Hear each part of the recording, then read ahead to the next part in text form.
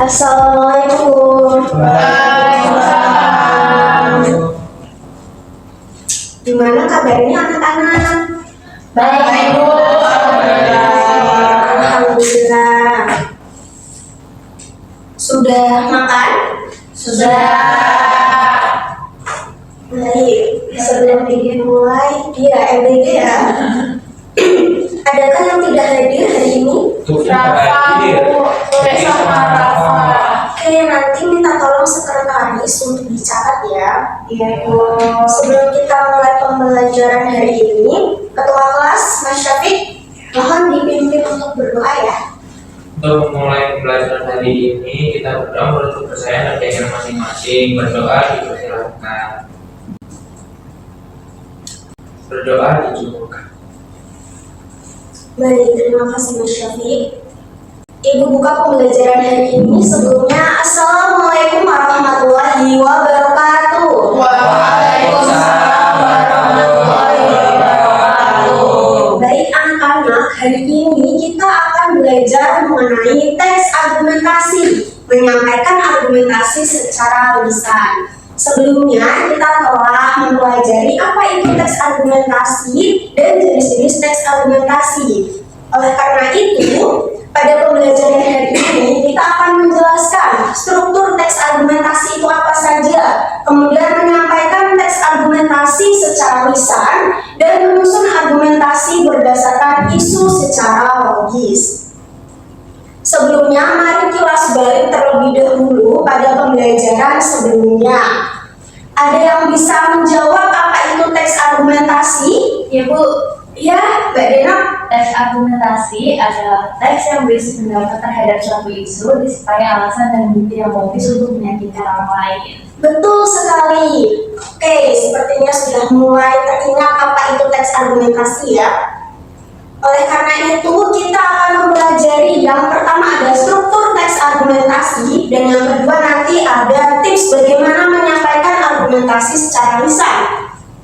Struktur teks argumentasi ada pendahuluan, tesis atau pengenalan isu, kemudian ada isi atau argumentasi, dan yang ketiga ada penutup atau penegasan ulang. Mas Syafiq bisa dibacakan untuk nomor 1 pendahuluan. Pendahuluan, tesis atau pengenalan isu. Pada bagian ini kita memperkenalkan isu yang akan dibahas sekaligus menunjukkan pendapat awal terhadap isu tersebut. Oke, baik sekali, berikan tepuk tangan teman-teman. Kemudian yang kedua, isi atau argumentasi. Mbak Lea mungkin bisa dibacakan.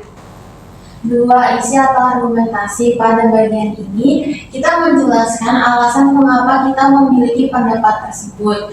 Argumentasi yang baik harus memuat alasan yang logis serta bukti atau contoh pendukung.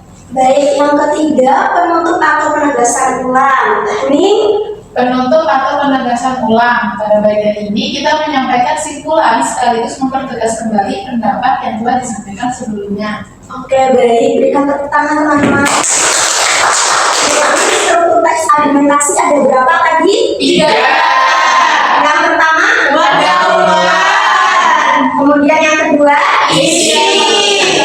yang ketiga, Penutup. oke, baik sekali. Kemudian kita lanjut. Ada materi bagaimana tips menyampaikan argumentasi lisan. Yang pertama ada suara. Gunakan suara yang cukup jelas. Kemudian yang kedua ada intonasi. Gunakan nada bicara yang baik dan tidak monoton. Dan yang ketiga ini sangat penting, yaitu ada artikulasi atau ucapkan kata dengan jelas. Karena jika tidak kalian mengucapkan artikulasi atau ucapan dengan jelas nanti akan berselima. Kemudian yang keempat ada kontak mata. Lihat audiens saat bicara. Dan yang kelima ada percaya diri. Sampaikan pendapat dengan percaya diri. Kemudian tips menyampaikan argumentasi tadi ada apa aja? Ayo. Intonasi, artikulasi, kontak mata, dan percaya diri. Sampai sini apakah ada yang ingin ditanyakan atau kurang jelas? Aman ya. Baik. Selanjutnya, Ibu akan membagi kelas ini menjadi 2 kelompok, yakni kelompok pro dan kelompok kontra yang akan membahas isu yang aktual yang ada di Indonesia. Nanti sebelah sini Mbak Hening dan Mbak Denok Rebecca dan Mas Christian, nanti kelompok pro ya. Kemudian sebelah sini kelompok kontra ada Mbak Maria, Mas Syafiq, Lea, dan Sky ya. Baik, Ibu akan berikan lembar kerja siswa terlebih dahulu. Diskusi dengan kelompok ya. Dan sembari untuk mengerjakan lembar kerja, Ibu akan menayangkan video yang nantinya kalian data-datanya akan ditulis dalam lembar kerja tersebut. Oke, Ibu. Oke, baik anak-anak, topik kita kali ini adalah, tolong dibaca. Apakah penggunaan AI lebih banyak membantu atau justru menghambat proses belajar siswa? Untuk memenuhi data dari pertanyaan argumen pada lembar kerja, mari simak video berikut ya anak-anak. Di tahun 2050, AI mengambil alih Jangan lupa ada data-data penting dicatat sesuai kelompok masing-masing, info dan kontra guru habis-habisan. untuk disampaikan. Bisa bertahan? Oke. Jangan takut dulu. Ini cuma AI yang ada di film-film. Nyatanya, mereka nggak semilin itu. Tapi, apa iya? Apakah ada ancaman tersembunyi dari AI?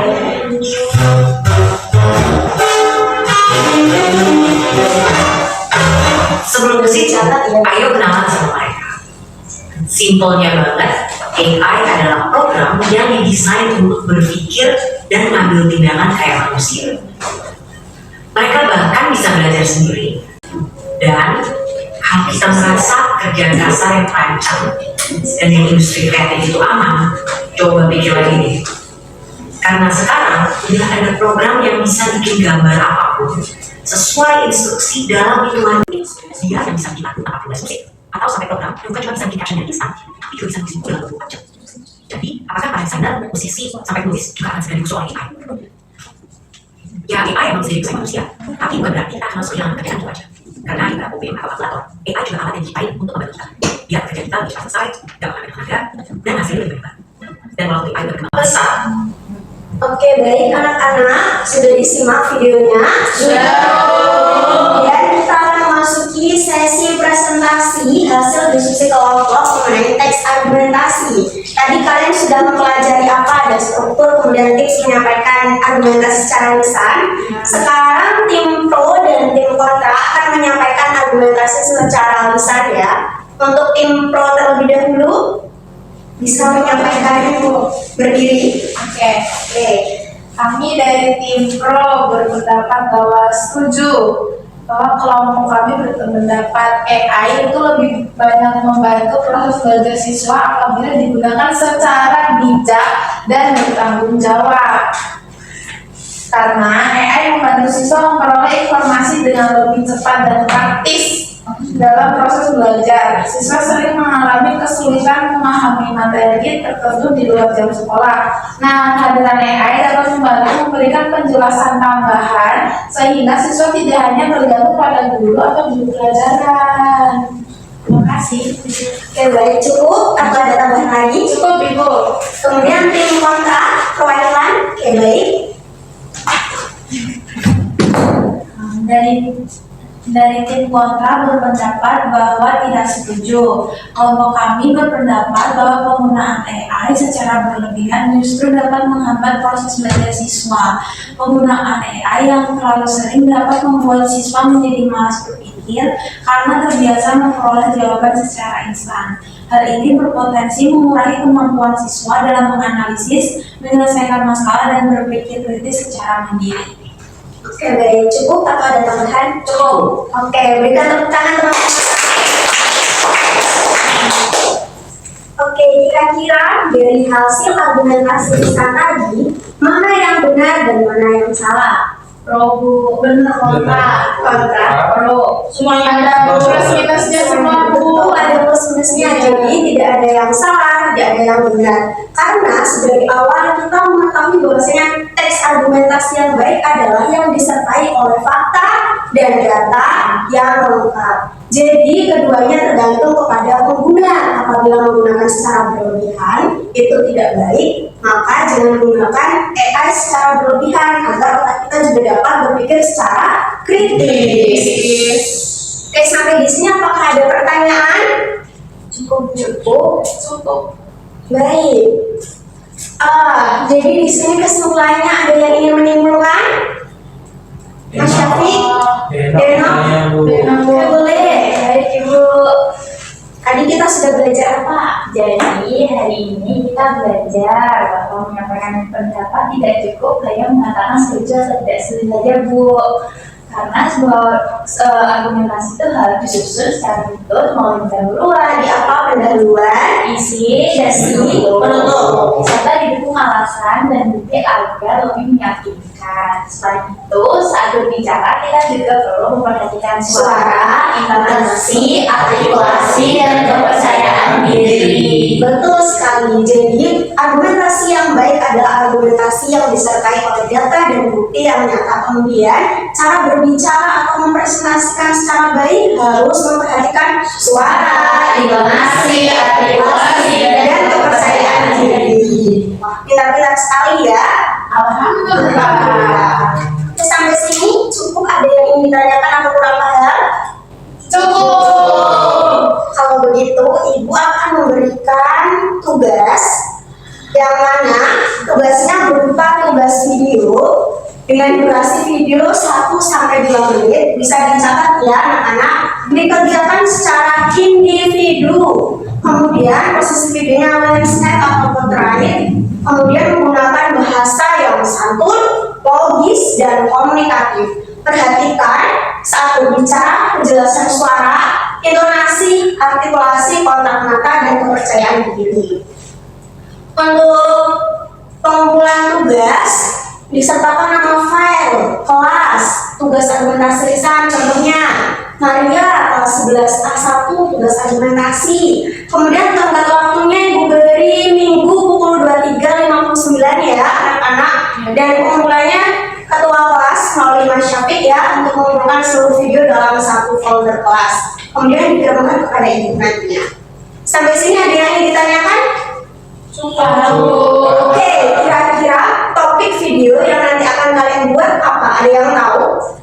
Belum tahu. Belum tahu. Mari kita buka. Topik videonya bisa dibaca. Semangat fenomena berat akibat konsumsi video pendek mengurangi daya pikir seseorang. Untuk video pro atau kontranya diberi sesuai kelompok tadi ya, tetapi pengerjaannya secara individu. Paham sampai di sini? Oke, baik. Apabila sudah paham dan tidak ada pertanyaan, Ibu akhiri pembelajaran pada hari ini. Semoga bermanfaat bagi diri kita dan lingkungan sekitar kita. Ibu akhiri. Wassalamualaikum warahmatullahi wabarakatuh. Waalaikumsalam warahmatullahi wabarakatuh. Terima kasih, Bu. Terima kasih juga anak-anak. Setelah ini ada kelas yang Ada Pak Wono, Bu. Setelah EBG tapi oke, baik, semangat ya. ya Bu, terima kasih. Ibu.